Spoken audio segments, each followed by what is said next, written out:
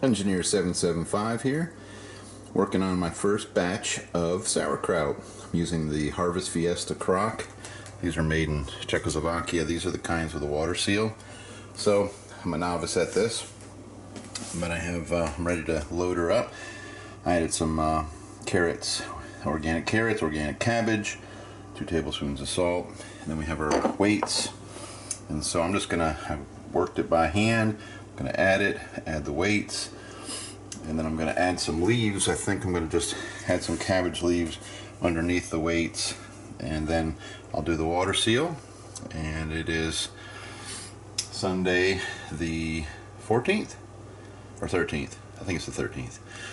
Okay, so just keeping track of things. 3 o'clock in the afternoon. Thought I'd make a little sauerkraut. My grandfather always had this. I don't know why I've waited till I was 50 years old to make sauerkraut. Just have a hankering for some fermented vegetables.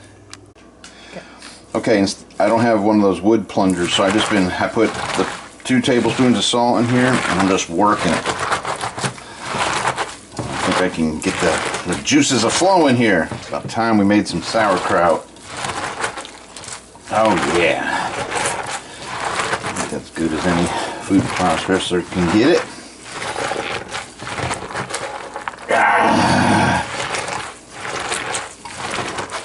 Oh yeah, juices are flowing good. Got it mixed in there again.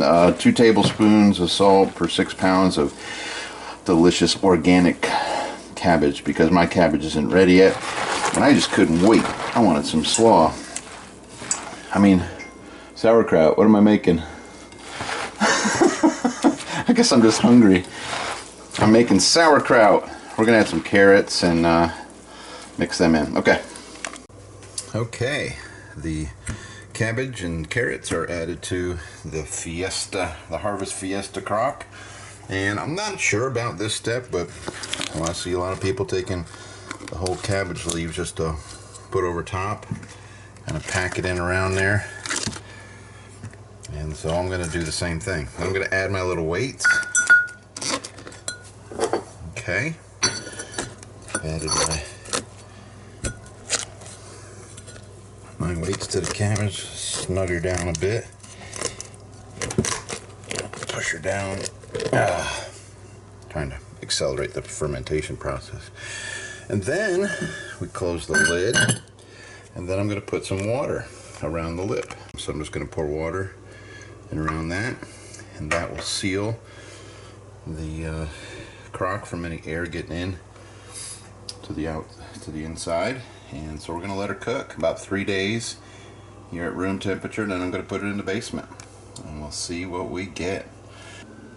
Okay, this is the moment of truth.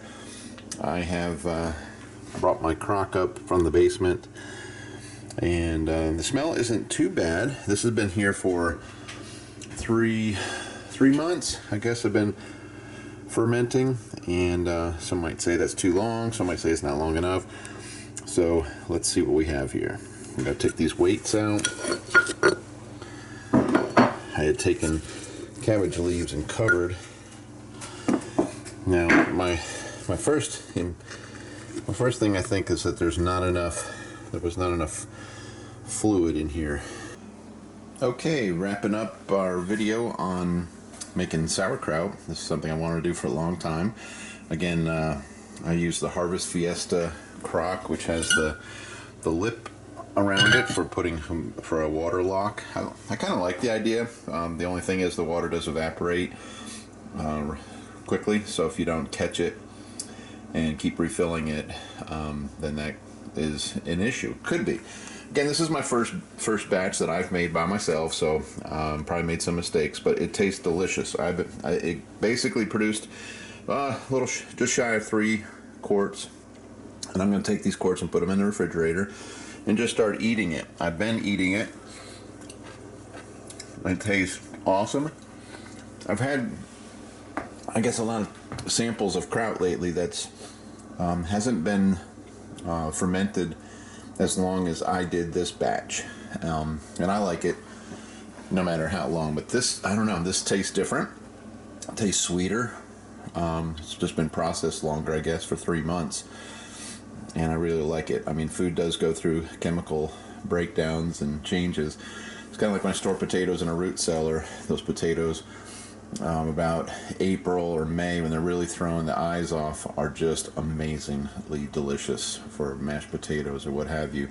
They taste different than potatoes that are fresh dug. So there's something about the process of letting things age, ferment, that just changes everything about them. So anyway, I'm happy. I got 3 quarts of kraut to eat. If I'm the only one that eats it, that's fine. But been wanting to introduce some fermented foods into my diet. Between pickles, I've been having pickled herring lately. So my house stinks.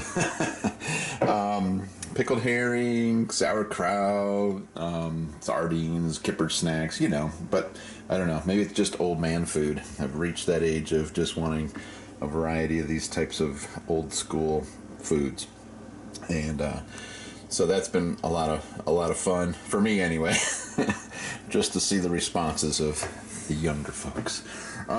Anyway, thanks to my buddy Johnny and Abraham for bringing all that kraut to the job site and allowing me to try what they've made, and getting me inspired to make my own. So the only probably mistake I probably made, though I can't tell by the taste, is that when I was filling and checking on it, I didn't have a lot of fluid over top of my batch, so I could see the stones and then the cabbage leaves underneath it that I used to cover.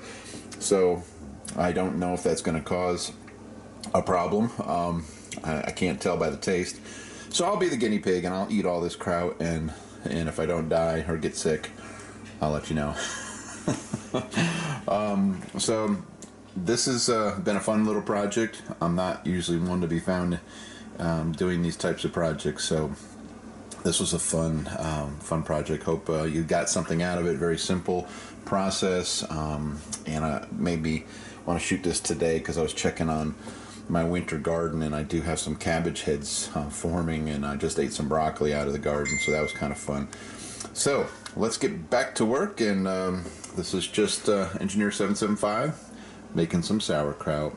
Hope you enjoyed it.